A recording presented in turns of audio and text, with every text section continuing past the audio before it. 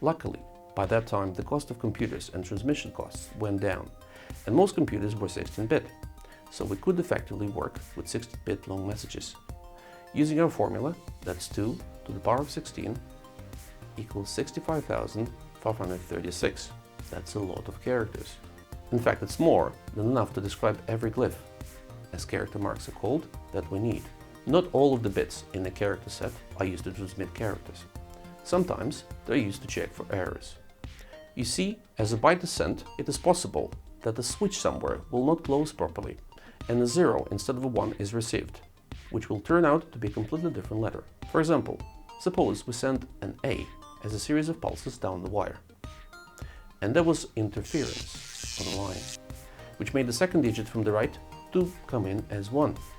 This is now a C, and that's a problem. When a character is transmitted as a series of zeros and ones, even a bit of interference on the line could turn one letter into another.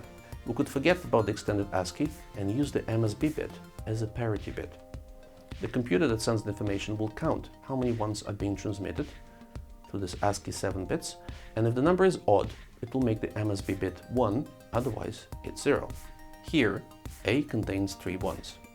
So parity-checked ASCII code for A would be 1, binary, 1, 1, 0, 0, 0, 0, 1. Because 3 is an odd number of ones there.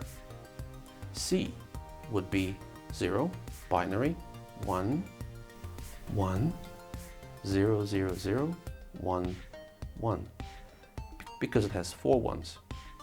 So if a computer receives 1, binary, 1, 1, 0, 0, 0, 1, 1, it knows something is wrong and asks to resend this character.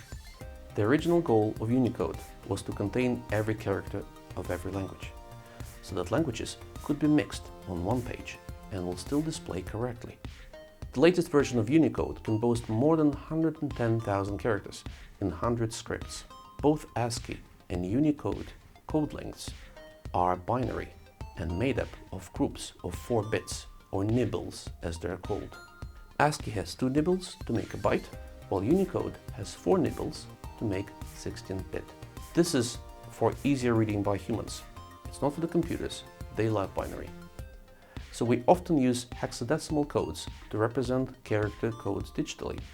Every 4 bits are replaced by 1 hexadecimal character, so that we can break down the binary code into 2 nibbles, and each can be converted into hex. Then we could do the same with Unicode character. That will give us 4 hexadecimal numbers, and we could get a character for this Egyptian hieroglyphic.